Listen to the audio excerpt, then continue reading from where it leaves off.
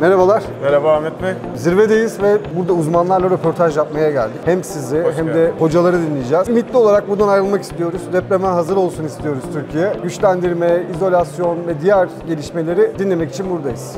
Hoş geldiniz öncelikle. Biz de organizasyonu burada zirve tarafında organizasyonu biz üstlendik. Depremizasyon Derneği ile birlikte Deprem Güçlendirme Derneği olarak. Biz de ümitli olmak istiyoruz. Atılacak çok adım var. Umarım faydamız olur. Görüşmek üzere. Teşekkürler. Hocam biz buraya depremden korkmayacağımız şehirlerde yaşamamız mümkün mü? Deprem güçlendirme yalıtım tarafında ne oluyor anlamak için geldik. Sizi bulunca da çok mutlu olduk. Sizden dinlemek istiyoruz. Türkiye'de bu ekosistem oluşabildi mi? Siz içeride yeni bir yönetmelikten bahsettiniz. Bir triyajdan bahsettiniz. Önceliklendirilmesi gereken şeyler var dediniz. Biraz dinleyebilir miyiz sizden? Yeni yapı inşaatlarında olsun, mevcut yapıların güçlendirilmesine veyahut da kentsel dönüşüme girmesi olsun, hedefimizin çok iyi olması lazım. Uzun vadeli hedefimiz depremlerde az hasar görecek, güçlü binalar yapmak. Ama kısa vadeli hedefimiz can kaybını sıfırlamak olması lazım. Çünkü elimizdeki imkanlar kısıtlı. Uzun vadeli hedefleri yapmak için büyük bir kapasiteye ve yıllara ihtiyacımız var. Özellikle İstanbul gibi kentlerde ve diğer başka kentlerimizde deprem ne zaman geleceğini bilmiyoruz. O zaman bizim bir numaralı hedefimiz can kaybının önlenmesi lazım. Can kaybı nasıl önlenir? Can kaybının en kolay önlemlerinden yolu yeteri kadar güçlendirme yapmak.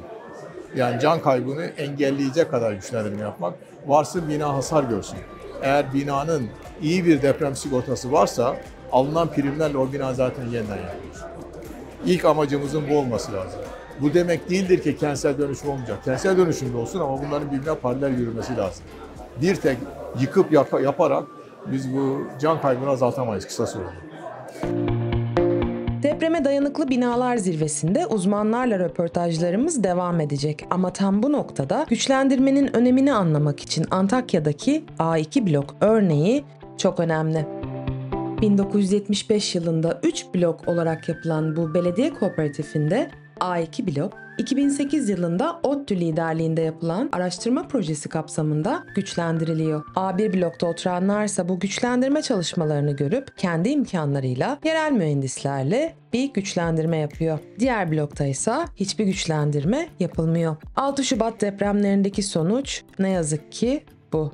Proje kapsamında güçlendirilen A2 blok ayakta, diğer güçlendirilen bina büyük hasar alsa da yıkılmamış, diğer bloksa tamamen yok olmuş. A2 bloğun güçlendirme projesinde de yer alan Profesör Doktor Güney Özceben'in söylediklerine kulak vermek zorundayız. Hocam merhaba. Az önce sunumunuzu dinledik. Türkiye'de deprem güçlendirme konusunda sahip olunan know-how dünya standartlarının üzerinde diyorsunuz. Bilim camiasında Türk deprem mühendisliği hem güçlendirme olsun hem de yapı üretimi olsun önde gelen ülkelerden biridir. Sunumumda da söyledim. Son 20 sene içerisinde 20 bine yakın yayın var. O 20 bin yayın içinde çok ciddi sayıda Türk araştırmacının yayını da var. Önemli olan kongrelere Türkiye'den mutlaka ve mutlaka davetli konuşmacı kabul edilir.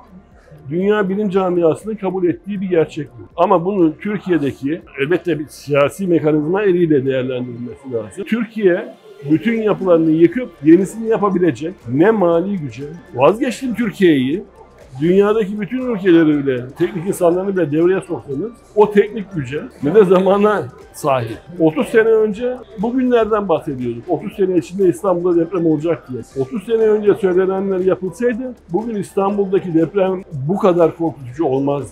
Ve problemin 1/3 çözülmüş oluyor. Bakın gene 30 sene diyoruz. Ama gene aynı şeyleri yapıyor. Görkem Bey siz Deprem Güçlendirme Derneği Başkanısınız. Depreme dayanıklı binalar zirvesinde de herhalde konuşulan en ekonomik, aslında Türkiye için en yapılabilir, deprem karşısında bizi en dirençli hale getirebilir şey güçlendirme. Doğru, kesinlikle. Ama bu da istenilen seviyede değil. Bir genel bir durumu sizden dinleyebilir miyiz? Tabii. Şimdi deprem güçlendirmesi bizim depreme karşı dirençli hale getirebileceğimiz kentler hedefinde en ekonomik çözüm. Ekonomik, hızlı, sosyal açıdan en az zarar veren, çevreye en az zarar veren çözüm. Ama istediğimiz noktanın çok uzağındayız. Daha emekleme aşamasındayız. Özellikle konutlarda çok ciddi bir şekilde gerideyiz. Bunun birçok nedeni var. Biz bu nedenleri kendi aramızda sektör paydaşları olarak konuştuğumuzda bunların başına finansal problemler geliyor.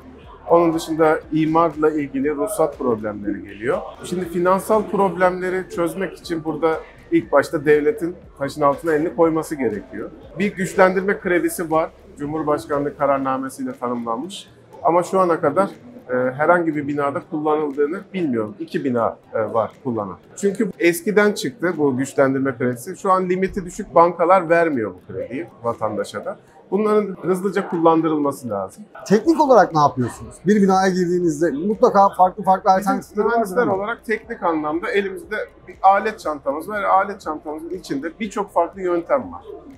Bunların en kolayı, en geleneksel, en çok uygulananı, okul yapılarında, kamu binalarında uygulananı binaya betonarme perdeler eklemek. Bizim eski yapılarımızın temel problemi beton dayanımının yetersizliği, taşıyıcı sistemin düzgün kurgulanmamış olması. Binaya perdeler eklediğiniz zaman deprem yüklerini bu bölgede topluyorsunuz. Binanın geri kalanına giden deprem yüklerini bir nebze azaltmış oluyorsunuz. En temel, en yaygın yapılanı bu. Ama bunun yanında şimdi betonarme perde eklemek ciddi bir iş, binayı boşaltmak gerektiriyor. Daha başka çözümler de var. Kolonların, kirişlerin mantolanması var, betonarme mantolama.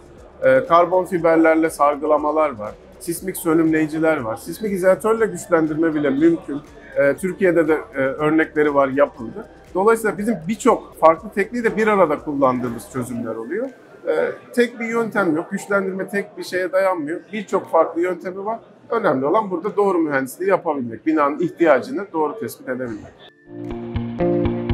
6 Şubat depremleri sonrasında en çok konuşulan konuysa deprem izolasyonu, yani sismik izolatörler. Deprem Güçlendirme Derneği ile hep deprem güçlendirme tarafını konuştuk ama Evet. siz de deprem yalıtımını, izolasyon tarafını konuşmak Evet. istiyoruz. Siz Deprem İzolasyon Derneği Başkanısınız. Bize ne söyleyebilirsiniz? Deprem izolasyonu nedirle başlamak belki daha doğru olabilir.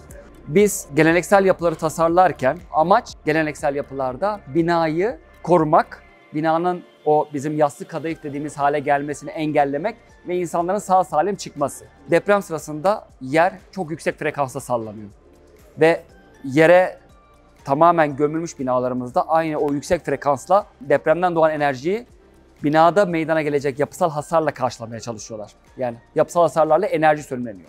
Biz yerle bina arasında deprem izolasyon birimlerini koyarak, izolatörleri koyarak bu yüksek frekanslı hareketten binayı sakınıyoruz. Yani yer çok yüksek frekansa salınırken bina çok yavaş, sakin sakin bir salınım gerçekleştiriyor ve depremin enerjisi binadaki yapısal elemanlarda değil, izolatör seviyesinde sönümleniyor. İzolatörlerimiz o deplasmanı yapıyor. 50 santim, 60 santim deplasmanı yapıyor. Enerji orada sönümleniyor ve kolon kirişlerimizde, yapısal elemanlarımızda, hatta yapısal olmayan elemanlarımızda herhangi bir hasar beklemiyoruz. Türkiye'de durum ne?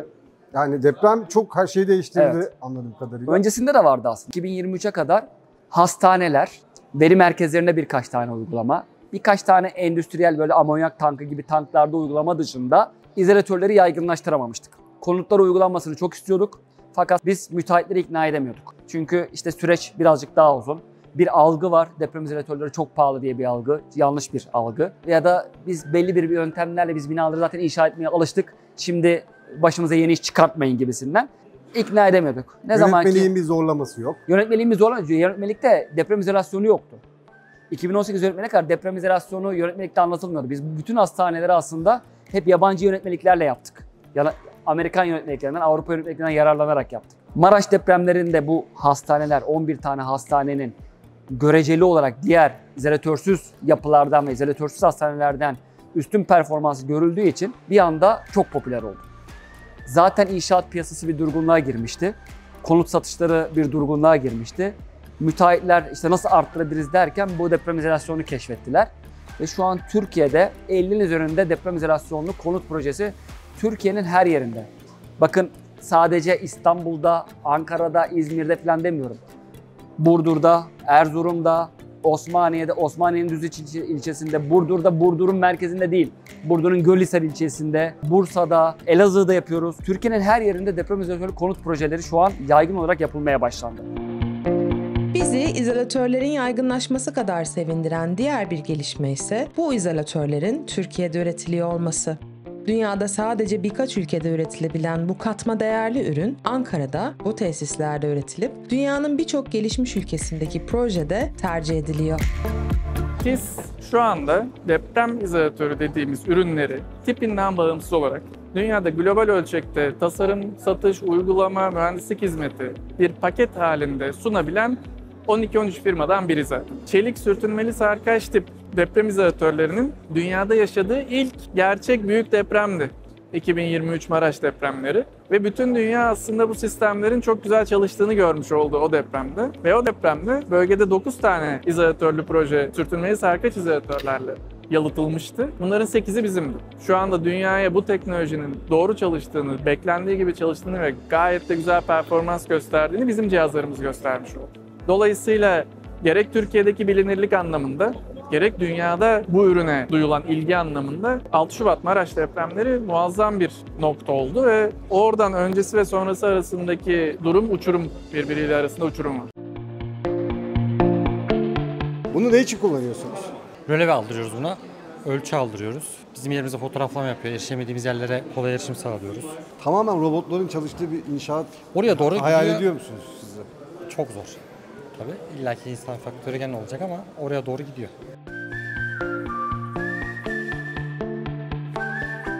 Az önce fuarı gezerken burada sizle karşılaştım ve çok hoşuma giden böyle katma değerli, Türkiye'de üretilmiş bir teknoloji anlattınız.